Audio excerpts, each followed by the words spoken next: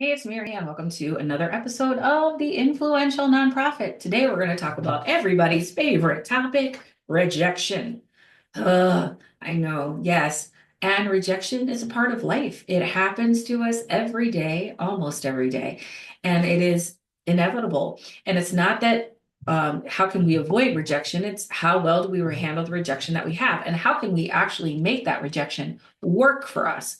It's not a bad thing unless there's a better story to tell about rejection. I'm just going to say that. So we're going to talk about how we can navigate rejection more effectively and so that you can be a more powerful fundraiser, a more powerful leader, a more powerful anything you want. Because remember, no's are out there. It's a part of life. And it's not if, it's when, and it's what can we do about it? How can we make those no's actually work for us and serve us better?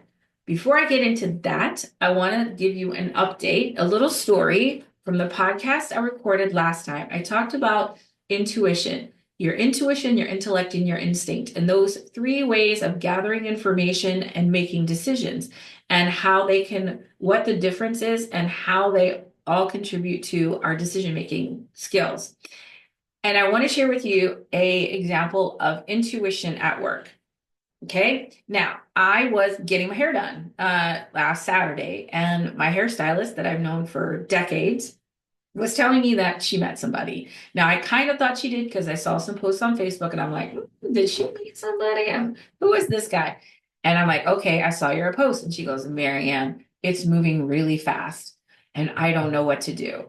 And I said, well, tell me more, right? Well, how did you meet? All of that. Well, they met because they kept seeing each other at the same shows. Ooh, that's good. Mutual taste, right? Okay, they're already like the same things. That's good. And they became Facebook friends, and then they started talking, and then they started texting, and then they started spending time together. And the time felt so easy and fun. And now they're spending a lot more time together. And she's like, is this too crazy? Is this too fast? And I said to her, why do you think it would be crazy or fast? Like, well, I mean, if I would tell somebody we've only known each other a few weeks, that sounds crazy. Okay, so this is what I mean about your intuition. So, what I said to her is, I invite you to consider that this is your intuition telling you that this is okay. Because sometimes our intuition tells us things that don't seem reasonable or rational. And none of us would ever do anything bold or brave if it was all supposed to be rational, right? Um, our intuition often says, anybody who's founded a nonprofit, I know you can relate to this because people are going to say, what a dumb idea, or that's good, that sounds crazy. And you're like, okay, and this is what I'm called to do. So your intuition often does not jive with rational thinking. And yet it comes from a place of wisdom and knowing. And the wisdom comes from two places. If you remember that last episode, if not, I'll explain it to you. It comes from both our brain's experience as just having been in the world and having met people and knowing what works and what doesn't work. And just that knowing from experience and your brain soaking in everything and keeping it and working it for your benefit. And the second is sort of the divine download coming just from that place of knowing, that sovereign place, whether that is from coming from a divine presence. I call it my higher self. That could be a God or whatever it is that's bigger than you, that's telling you, hey, this is okay. For me, that's my expanded or higher self. And I think for Michelle, it is too. And I said, I think that's your higher self. I think that's your queen telling you it's okay. It is okay. And that this is safe and this is good. But what happens is our monkey mind, our rational thoughts start to come in and say, oh no, this is too hard. This is too crazy or whatever. And then we wind up abandoning something really good because we don't trust our intuition. I said, I would just invite you to trust your intuition and see where this goes. And I'm not saying move in with them tomorrow. I'm just saying trust your intuition because it's so far it's been working well for you. And you know, when all signs point to go, all signs point to go. And just take that and try not to thwart that. Because I think sometimes when that intuition comes down, like I said, we get practical. So let's and in this scenario, that is an example of intuition at work. And that's what I encourage her to do. So that's how you can really listen to your intuition. and how you can really trust that and trust that wisdom. Okay, I just want to give you that update. Now let's get to rejection. Today, we're just going to talk about how to navigate rejection. Now, I coach and train nonprofit leaders on how to master the art of influence so they can get people to do what they want, right? And in a way that feels really good, that feels mutually beneficial to all people, that doesn't feel pushy or pitchy or right, anything like that. And and navigating rejection is a part of this. So we're going to talk about how we navigate rejection and some tools to help us do this more effectively and to really make it work for us. I'm going to start way back in the early 90s when I was very young and going into my first like professional quote unquote job. And it was a horrible place to work and I hated it. The one good thing that came out of this job was my friend Anne, who's still my friend since the 1990s. And my other friend John, who passed away last year, but we've been friends ever since this time. So I guess everything happens for a reason, you know. And I wanted to get out of this job and I decided I wanted to work in nonprofit and I found a career coach to help me that. And she was the person who taught me how to navigate rejection. And this has been a skill that has absolutely transformed my life. And that's why I want you to learn it, because when you know how to navigate rejection, it makes you so powerful because you're just not afraid.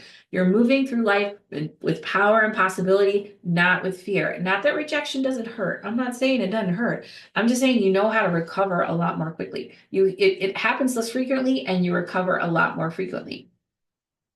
Or it happens less frequently, yeah, you cover a lot more faster.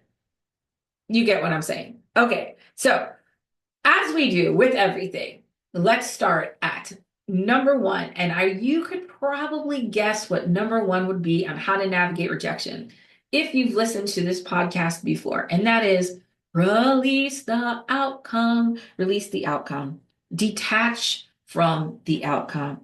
Your worth as a fundraiser and a person isn't tied to a donor's decision. You focus on the effort and the preparation and the energy, and release it. Now, there's a couple reasons for this, which you may know. One is the more you want something, the less likely you are to get it. The more attached you are to the outcome, the less likely you are to have the outcome that you want. I can hold space for, I would really love something to happen. This person to give me a gift, to be a sponsor, to join my board, whatever it is. And I'm going to be okay either way. My job is to give someone an empowered decision, the ability to make an empowered decision for themselves. You as a fundraiser, as a leader, that's your job. Your job is not to convince people to do anything. Your job is to help somebody make an empowered decision. That decision could be your organization. It could not. And as long as you're helping them make an empowered decision, though, I believe that you will be served in the end. And so when we let go of the outcome, right, we're more likely to get what we want, and we're more likely to actually listen to what people are saying. A lot of times we cherry pick information, we filter it through what we want, right? And instead of like what they're actually saying. Do you ever have a meeting and you're like, oh my God, that was so amazing, and then you never hear from them again? Chances are, I'm not saying this is exactly what happened, but I'm inviting you to consider the possibility that what happened is maybe you were only hearing what would really benefit you because you were attached to the outcome. When we're not attached to the outcome, we can actually listen to what people are saying and find ways to meet their needs. And that could be maybe not even our nonprofit. And that's okay. All right. The second is the best way to navigate rejection is to give people the opportunity to say no. The more likely the way do I get somebody to say yes? If you ever listen to my talk about getting to yes, the best way you get somebody to yes is to give them the opportunity to say no. What does that mean? That means that I'm allowing people to make an empowered choice and they get to decide what happens next and what moves forward. The more decision-making power I give somebody, the more likely they are to decide what I want. There's a beautiful example of this In this show, if you ever watched that show called Shrinking on Apple TV, if not, you should totally watch it. And I remember watching this and going, that's what it means to give people the opportunity to say no. In this show, one of the characters was caring for her elderly mom, and her sister had been the primary caretaker and wanted the main character of this show to take over. And and the main character was a little bit hesitant to say the least, which caused the dramatic tension. But the sister said, I want to join I think she was joining the military, I think the army, and I'm going to go to boot camp. And she was like, no, you can't do that. You can't leave me with mom. And she's like, you're right. And I won't go unless I have your permission. I'm not going to do this without your blessing. And gave the main character the ability to choose in that moment. And of course, she said, of course, go. Because she wasn't getting pushed into it. The sister said, hey, you're absolutely right. Um, and gave the decision-making power. Now, the sister had to be okay with her saying, no, I don't want you to go. And navigating from there. So there was part of her to just release the outcome and release control of that and to say, yeah, you're right. It's up to you. And of course, the main character said, well, yeah, of course, go. We'll figure it out.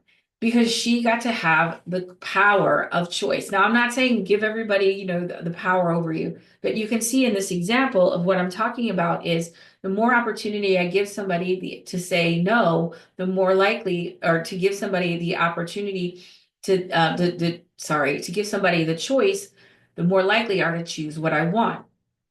When I try to push people into something, they are going to push back. So in my coaching and how I coach people and to have fundraising conversations, all throughout, I'm asking for permission. You'd be asking for permission saying, hey, is it okay if I talk about this? Is it okay if you share this with me? I'm giving people the opportunity to say no to me all along. And I'm giving them permission to say no from the beginning. Whatever you decide is totally okay. I'm here to serve you. Because what that does is that tells them that it's okay to say no, and I'm fine with it. Because what happens is people don't say no and they string you along. And we're going to talk about how to navigate that in a minute. But they're going to string you along. And because they don't know how to, saying no makes them feel bad. And, so they'll say, well, send me something over in writing or let me think about it. But really, that's a no. They just don't know how to say no because they can see that you're attached to the outcome and they don't want to disappoint you. Okay, so now next number 3 is we are going to reframe rejection as protection, as redirection. Rejection is actually, no doesn't mean never. It doesn't mean you're awful. It doesn't mean it's not failure, it's feedback. And it can help you refine your approach. When I had my career coach many years ago, when I would get a rejection from my, like if I got a job rejection, 2 things would happen. One is I would get job rejection shoes. So to keep me motivated and to keep me excited, I would get job rejection. I would get to go get a new pair of shoes.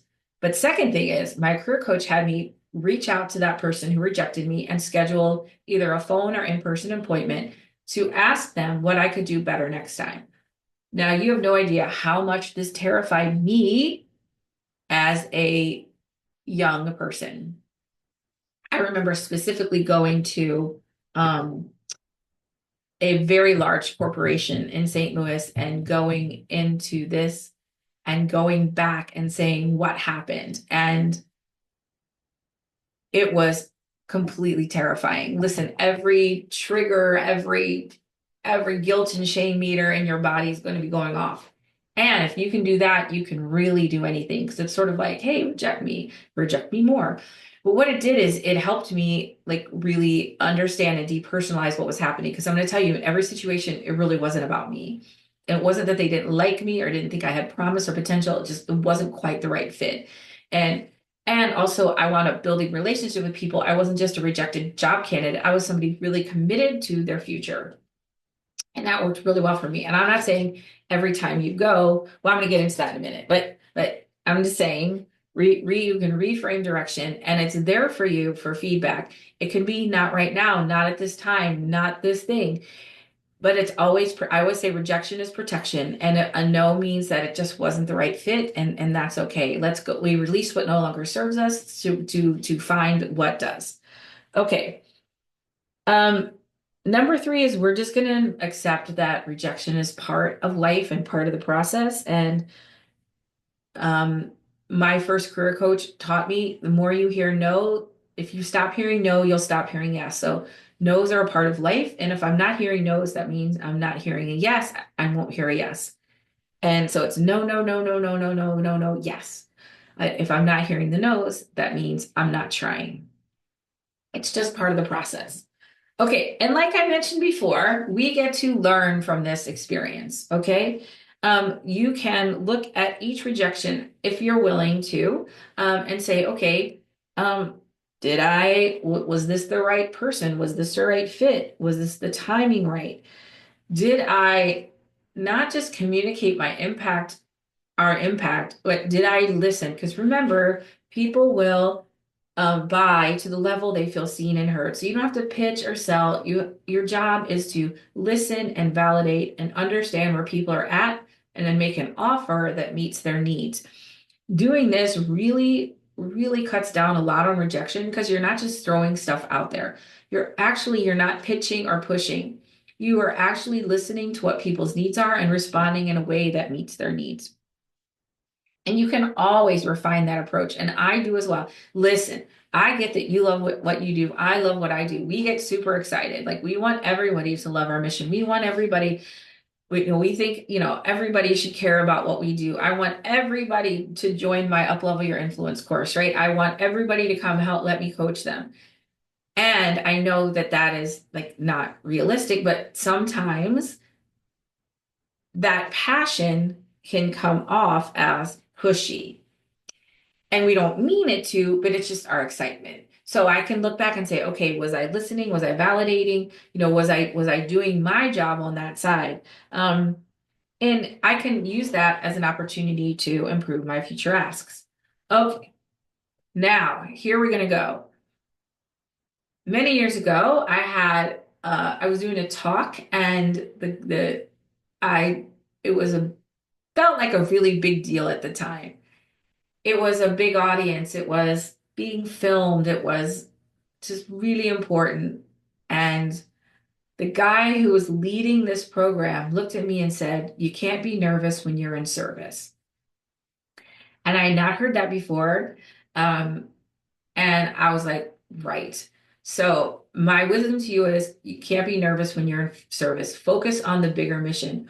Focus on not your personal disappointment, but that you're advocating for something bigger than yourself, and that this is just a part of it, and that when we shift our focus from ourselves into service, it helps us tap back into that idea of being a contributor and a change agent and a thought leader. And when we tap into that, we're able to really access that part of us, that brave and strong part of us. Okay, a couple more things. All right. One is just take care of yourself, practice self-compassion. I got job rejection shoes. You can do whatever you want. Remember that you can acknowledge the disappointment, feel it. It sucks. It sucks to hear a no, especially if it's something that you would really have loved to have happened. And the more time you spend dwelling on that no, the harder it's going to be to get out of it. The more time you spend in the basement, the harder it's going to be to walk back up those stairs. So feel it, get through it, and get right back on. Your recovery is really based on how quickly you can get back into action. I'm not saying don't feel it, because it's important to feel the disappointment. But I'm just saying, like, if you sit in that disappointment for too long, the longer you sit in it, the harder it's going to be to get out of it. Okay. Two more things. One, just keep moving, just keep swimming, keep building relationships, keep refining your approach and making new asks. Remember, relationship first, the money will follow, right? If I'm focused on true, authentic, aligned relationship building, the no's are just a part of it. The no's are just a part of how you navigate and how you build communities. It's going to be right for people or not, and that's totally okay. And I'm just going to stay in action. And when I keep moving, it makes every rejection that less important because I know I have so much other stuff going on. Right. I know, and I know of so many things happening. Okay, that didn't happen. Okay, no problem. When we focus on like, and we really want one thing to happen and we put a lot of energy into that one thing and we're afraid it's not going to happen, that's when we really struggle because we're attached to the outcome, right? And we're tied to that outcome and we're operating out of fear. When we keep moving, we're operating out of possibility and just like, hey, not for me, no problem. Thank you. Next. And the last is lean on your support network. Find a coach like me. I'm happy to like consider joining my course and really learning how to build strong, healthy relationships that last, to move people through a decision-making process and release those no's as soon as possible so you can spend more time on the most qualified prospects. Also building communities of support for each other. Like surround yourself with fellow fundraisers, with mentors, with coaches like me who understand and can offer encouragement. Again, it's not that it's not going to happen, it's going to happen. It's how we respond to it. Now, let me share with you just some little tips and tricks for you to navigate rejection a little more effectively and help you avoid it, helping you not avoid it, but not, let me just say this. Hold on. Let me start to navigate it more effectively. I already mentioned this before, but number one, always give people the opportunity to say no from the beginning. Tell them you're okay with a no from the beginning. If it's a no, I want to know. Okay. And that because that's all right. If it's not a good fit, that's no problem. So you're going to say things like, whatever you decide is totally okay. Like I'm here to serve you. Um, I just want you to make a good choice and let me know how I can help you do that. I'm letting people from the beginning know it's okay to say no, and the decision making rests with them. And this isn't a push or a pitch or anything. It's about me helping them make the best decision for them. And usually that calms people down right away, and you can get a lot more out of them. Um, and it really just gives people releases their guilt and shame from having to say no to you. Most people don't want to say no. It makes them feel weird. Um it makes them feel um it makes them feel guilty and maybe stingy if they're going to say no to a gift. Like they don't want to do that, right? They don't want to do that. So they tend to not say no. And here's what happens when we don't do that. When we don't give people the opportunity to say no from the beginning. And this is why you're facing a lot of rejection is because they say, well, let me think about it and get back to you. Or can you send me something over in writing? And you believe that story, but what they might be saying, I think most likely are saying is no, but they just don't want to say no to your face. So they give you those two stories, one of those two stories, which you believe because you don't want to hear no either. So now we have what I call a fantasy relationship. These are just two people, one who doesn't want to say no and the other one who doesn't want to hear no, who decides that together they're going to, pretend for a little bit. And so then you earnestly send the email and they ignore it, or they say, oh, hit me up in a couple of months, and you hit them up in a couple of months. But nobody is really speaking the truth. So from the beginning, you give people you let people know that you're okay with their honest reaction, that you're okay with a no. A yes would be great and no would be okay too. Whatever you decide is totally fine. I am not attached to any outcome. But okay. Now, the next thing is that a no is not always no, right? Objections. I want to talk about objections for a minute. It could be not right now, not at this time. And that's great. Remember, relationship first, money will follow. So my goal is to always build a relationship. And that might not mean what I came to ask for. Let's say I came to ask for you to sponsor an event and you can't sponsor an event. Okay. And also, but maybe you could volunteer or we could do a program for your staff or whatever it is. There's a lot of ways that you could work together And so that's also why it's important not to be attached to the outcome or not to come in just wanting one thing. Like I can hold space where I would really love something to happen, but I'm going to put that thing aside and I'm really just focusing on you because that one thing could happen, but it may not happen in the way that I want. So maybe I do want you to sponsor an event or give a gift. But the thing that you might be interested in is having your employees do some volunteering or being on a committee. So when remember an influence, when I'm a value to you, you're a value to me. So I'm going to say, great, why don't you, I'd love to have you on the committee. And I'm going to build the relationship that way. Because when I release the outcome, and yes, do I still want this gift to happen? Yeah. And also relationship first, the money will follow. Because if I can meet your needs about, putting you on a committee or whatever it is that you want, then I think you will be invested and the money will eventually follow. So there's a lot of ways that you can have a relationship and a no or a not at this time or a not right now can really help point you in that direction. It can also really help you solidify a relationship and honor that person. So for instance, let's say, you're approaching a donor and they're like, oh, I love you guys so much, but just not this year. It is not a good year for us. And you go, hey, no problem. I completely understand. I'm letting, and I would love to let's just stay in touch and we can talk. And I'd love for you to come to our events or whatever it is. I want them to know that our relationship is more than just them giving me money, right? That we have a mutually beneficial relationship that can support each other. And if they can't do it this year, I get it. Now, they could say, oh, that's too much. And you can say, okay, well, tell me more about what it is what feels right to you. Objections are, we can sometimes perceive them as rejection, but objections are just people trying to figure out how this could fit and work for them in a way that feels right to them. Rejection is or objections are like trying on an outfit. It's like, well, the timing isn't right. And it's not my job or your job to tell them, oh, no, that's not, no. Oh, it's the timing is not that bad or it's not that much money. You say, okay, tell me more about the timing. Tell me more about the amount. What is concerning for you? I'm like, somebody was going to take my course and they were going to be out of town for a week. And as much as I wanted to enroll them for the next session, we waited a session because I wanted them to be there the whole time. So I could say, oh, you can miss a week. It's okay. But she didn't want to miss a week. And I honestly didn't want her to miss a week. And I have to write out a possibility, not fear. So we enrolled her for the next course, which would serve all of us more effectively.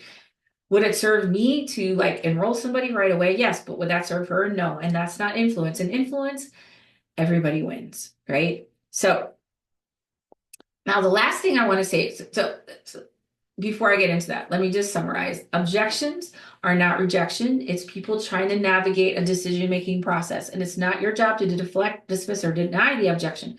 It's your job to pull more out and see what's going on and see if you can address any issues that they may be having and understand what their true concerns are. Lastly, and this could be the most important thing, is one of the ways that you handle rejection is to keep the deal moving forward. So how you do that is you book the meeting in the meeting, okay? When they say, yes, let me think about it and get back to you, you go, oh my God, that's so great. I'm so glad you're thinking about it. I really appreciate that. And the first question is, what other questions can I answer for you right now? What are your concerns? What do you need to think about? And then the second thing to say is, okay, that's great. You're either going to share that information or get that information to them. And then you say, and why don't we talk next week and see where you're at in your decision making? What does Thursday look like for you? And they go, what? And you put them on the calendar in the meeting. I can't express to you what a game changer this is, because in that moment, you might be afraid to hear a no. You might look, oh, they're going to say no, or they're going to be like, oh, that feels pushy. First of all, it doesn't feel pushy. It's actually really helpful because you can say, hey, listen, so we don't have to do the runaround. Why don't we just pick a time right now? We're both here. We both have our calendars. Let's just find a time for a big follow-up. And if they're like, oh, I'm not sure, you go, hey, if this isn't right for you, that's no problem. Remind them again, they can say no at any time. And if you're really interested, why don't we just get something on the calendar and we can and see, and I can check in next week and see where you're at in your decision-making process. Now, if you notice, I said, see where you're at in your decision-making process. And 99% of the time, people will agree to that. If they don't agree to that, that deal was never, ever going to happen. That prospect or that donor was never going to give. Bless and release. It's okay. All right. It's okay. Um, I really, this, I can't tell you what a game changer it is when you start using this technique because you're either going to land the plane or let it fly to another airport. And you're going to stop doing that follow up and follow up and follow up. And I'm just checking in again and da da da da da. And the last thing I want to say is I'm a 3 follow-up person. Okay. That's my personal rule. Now, other people do it differently and that can work for them. And I'm not, and that's fine. But I'm a 3 timer. And what I like to do with my third time is I would say, hey, you know, I know, you're probably busy. I don't want to take too much of your time. I'm going to pause my outreach for right now, but please know I'd love to connect whenever the time is right for you. So I'm just going to tell them, hey, this is the last time I'm going to follow up. Let me know where you want to go from here. And I let them go. I let them go. There could be other people who are going to tell you you follow up every day, that's just not me. Okay. I'm the queen, right? You're the sovereign one, you're the king, you're the queen, you're the royalty. I let people come to me. So I just let them know when you're ready, I'm here. When you're ready, I'm here. And when they're ready to give, you're here. Remember, your sense of urgency is not somebody else's problem, right? So now you may have like a really cool offer or something great that's going on and you want to share with people. That's great. Say, hey, here's this really cool, high value, added value thing I wanted you to know about. And you can share that with them. But my general rule is 3 times and I'm out. But I just let people know that I'm here, right? And the other thing is, if somebody says no to, like maybe you're asking somebody to be on the board, right? And they're like, hey, this just isn't a good time. I'm like, okay, thank you so much for sharing. If you're interested in our mission, what would it look like for you to be involved with us? I will ask people that. Well, can I just be on the mailing list for now? Or I really love this like golf. I love to golf. Hey, maybe you could come to the golf tournament. It always doesn't have to be like a no and oh, that relationship's over. You can find opportunities. Remember, relationship first. Put the relationship first. Everything else will follow. Because I guarantee if they go to that golf tournament or if they go to that event and they have a good time, the next time you say, hey, you ready to do that board thing again? They're going to be more likely to be interested. I have somebody and she just enrolled in my course. And every time I saw her, I said, I know we're going to work together one day. I put it out in the universe. When you're ready, I am here. And I'm just ready for you to be ready. And she's like, yeah. And then she texted me, I'm ready. I'm like, I knew it. I'm not that I'm not going to see her or connect with her because she said no when I asked. It's like, hey, no problem. She's like, it's just not the right time. Okay. When it's the right time, you let me know. I am here for you. And that's really what it's about. When you put the relationship first, everything else will follow and flow from that. And rejection is just navigating a relationship. Hey, no, that's not for me. Okay, what is for you? Let's help me understand. Let's do that. One little anecdote. I did a workshop and this woman said, I need people to take a tour. Nobody wants to take a tour. Like, okay, well, that's your need, not theirs. What is their need? How would you like to stay involved? How can I support you in growing your relationship with our organization? What would that look like to you? And that could look like nothing that you ever thought about. It could be a tour, it could not. But remember, like your need to have somebody do something, take a tour, come to an event, that's not their need. And you're here to meet other people's needs because when you do, they're more likely to be responding to yours. So hold your needs, but put them aside, right? Because people aren't saying no to a tour. They're just saying no, it's not what they need. It's not what they want. And that's part of building that relationship is just not saying, oh, nobody wants to take a tour. Like, okay, then what do you want? How can I help? What does that look like for you? And seeing if you can't help them with that. All right, that's it for me and rejection. Remember, rejection is protection. It's natural. It's part of the world. It's part of life. The more you can just love it and accept it as no's are part of getting to a yes, and giving people the opportunity to say no from the beginning is going to cut down on a lot of your no's at the end of a process and a lot of clogging up of your inbox with people who are really never going to do it anyway. Nobody just knew how to have the honest conversation. And if you want to know how to be an incredibly powerful leader and fundraiser, to navigate situations like this, to move people to action seemingly effortlessly from you and from them, book a time with me. I am enrolling for my Uplevel Your Influence course. I would love to talk to you about what that looks like. Again, I hold no outcome by this call will have value no matter what. We can dive into your situation. I'll give you lots of strategies, some reframes, some things you can implement. And if it makes sense, we can talk about what it's like to work together. And if not, that's okay too. And I'll see you next time on the Influential Nonprofit.